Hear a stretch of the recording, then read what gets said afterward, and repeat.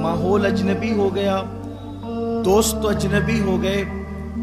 ऐसा लगता है कि जिस छत के नीचे हम रहते हैं, बरसों से जिस छत के नीचे रहे, वो छत भी अब अजनबी सी मालूम होने लगी है। जिन दरख्तों के साए में बैठा करते थे, बल्कि बाज ऐसे दरख्त जिनका बीज जमीन में हमने डाला है, जिसको आबियारी हमने की है, जिसको खाद हमने दी है, वो दरख्त भी अब अजनबी से लगने लगे हैं। आखिर ये नफरतों का माहौल क्यों है? आखिर ये जुल्म और ज्यादती का माहौल क्यों है? ये जब्र का माहौल क्यों है? कोई कहता है हुकूमतें बदल गई इसलिए ऐसा है, कोई कहता है हुक्मरान बदल गए इसलिए ऐसा है, कोई कहता है लोगों की सोच बदल गई इसलिए ऐसा है, कोई कहता है लोगों की फिक्र बदल गई, अफकार बदल गए, ख्यालात बदल गए, नजरियात बदल गए इसलिए ऐसा है। लेकिन अगर सच्चाई और पूरी दयानतदारी के साथ हम हालात का जायजा लें तो बात ये समझ में आती है कि बदला कोई भी नहीं है, बदले हम हैं इसलिए हालात बदल गए, बदले हम हैं इसलिए लोगों के नजरियात बदल गए, बदले हम हैं इसलिए लोगों के अफकार बदल गए। आप कहेंगे हम कैसे बदले? तो याद रखें यही हिंदुस्तान की सरजमीन है और इसी तरह दूसरी जमीनों का भी आप जायजा लें। जब तक के मुस्लिम जवानों का हाल ये था, जब तक मुस्लिम कौम का हाल ये था कि अल्लाह अकबर, मेरी कौम अपनी रातों को अल्लाह की खशियत के साथ, अल्लाह तबारक व तआला के खौफ के साथ मुसल्लों पर अपने गुनाहों को याद कर कर के आंसू बहाया करती थी। उस वक्त तक मुसलमानों की इज्जत का सूरज मुकम्मल तौर पर, अल्लाह अकबर, जैसे सर पर सूरज इंसान के आता है और इंसान देखता है उरूज के वक्त, उसी तरीके से मुसलमानों की इज्जत का सूरज मुकम्मल तौर पर बुलंदी पर था। दुनिया की दूसरी कौमें मुसलमानों के सामने कासे गदाई लेकर के खड़ी हुई थी, चाहे वो इल्म का मैदान हो, चाहे वो तिजारत का मैदान हो, चाहे वो उलूम व फनून का मैदान हो। कब तक? जब तक मुसलमानों की रातें अल्लाह की खशियत से गुजरा करती थी, जब तक मुसलमानों की रातें इश्क मुस्तफा में आंसू बहाते हुए गुजरा करती थी, जब तक मुस्लिम जवानों का हाल ये था कि हुस्न अगर दावते नजारा दे रहा हो तो मुसलमानों की निगाहें हया से झुक जाया करती थी। उस वक्त तक मुसलमान इज्जत के साथ जी रहा था। इस सरजमीन का गैर मुस्लिम भी मुसलमानों के सामने अपनी निगाहों को झुकाता हुआ और अपनी पलकों को गोया के मुसलमानों के सामने झुका करके उसका इस्तिकबाल करता हुआ नजर आता था। अल्लाह अकबर। लेकिन जब से हम बदले हैं, जब से हम तब्दील हुए हैं, हालात बदलते जा रहे हैं। और अच्छी तरह से सुन लो, रैलियां निकालने से हमारे यहाँ इनकलाब नहीं आने वाला, बल्कि दुनिया में इनकलाब नहीं आने वाला। तकरीरों से, कॉन्फ्रेंसों से इनकलाब नहीं आने वाला जब तक कि हम खुद तब्दील नहीं होंगे, जब तक कि हम खुद नहीं बदलेंगे, उस वक्त तक इनकलाब नहीं आएगा।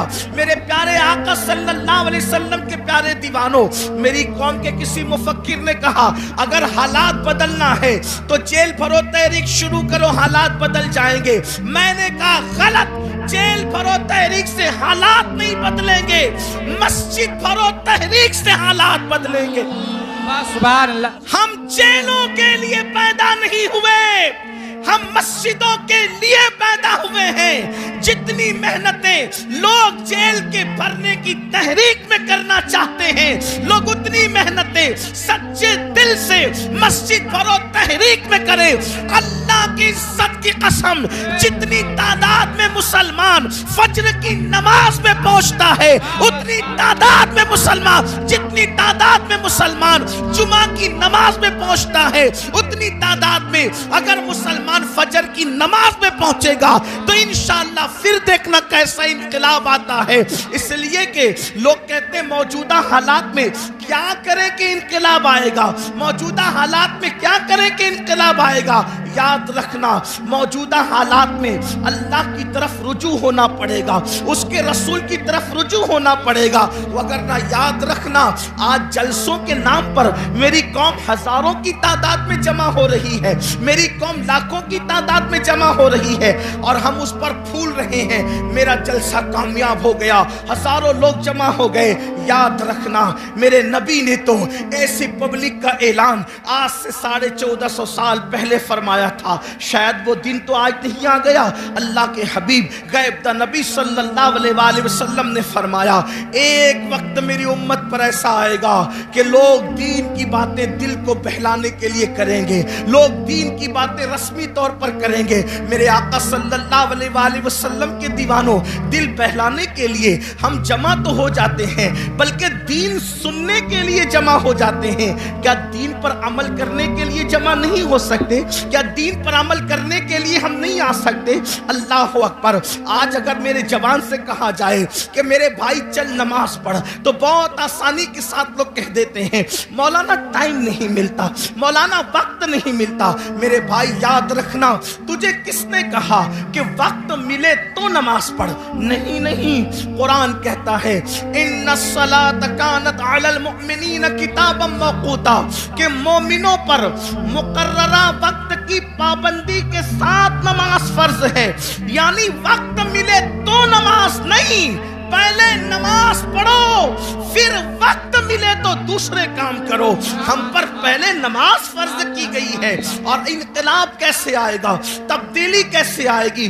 یاد رکھنا جب اللہ تبارک و تعالی کسی قوم سے مدد کا ہاتھ اٹھا لیتا ہے تو پھر وہ قوم تباہ اور برباد ہو جاتی ہے, وہ قوم تباہی کے دہانے پر پہنچ جاتی ہے. کیا آپ کو نہیں پتا اللہ اکبر سیدنا فاروق اعظم رضی اللہ تبارک و تعالیٰ عنہ ان کو شہید کرنے کے لیے ان پر حملہ کیا ہے فیروز نامی ایک شخص نے, ایک مجوسی نے, اور زخموں سے خون بہ رہا ہے, زخموں سے خون رس رہا ہے. ایسے عالم میں فاروق اعظم تیمم کرتے ہیں اور تیمم کر کے اٹھ کر کے کھڑے ہوتے ہیں. کسی نے کہا امیر المومنین پورا وجود لہو لہان ہے اور آپ نماز کی تیاری کر رہے ہیں. فاروق اعظم فرماتے ہیں میں نے انہی کانوں سے اپنی آنکھوں کی ٹھنڈک مصطفیٰ جان رحمت سے سنا ہے کہ جس نے نماز چھوڑ دی اس کا دین میں کوئی حصہ نہیں, اس لیے کہ نماز دین کا ستون ہے. آپ مجھے بتائیں نا آج اللہ اکبر اگر آپ کے گھروں سے دھواں اٹھ رہا ہے, اگر آپ کے گھروں کو جلایا جا رہا ہے یا تمہیں گھر سے بے گھر کیا جا رہا ہے تو تھوڑی دیر تصور تو کرو جو قوم اللہ کے گھر کو ویران کر دے کیا اس قوم کے گھروں کو ویران نہیں کیا جائے گا؟ مجھے بتاؤ تمہارے گھروں پہ بلڈوزر چل رہے ہیں تو تمہیں اتنی تکلیف ہو رہی ہے, برسوں سے تم نے اللہ کے گھروں کو ویران کیا ہے. کبھی یہ تو سوچا ہوتا؟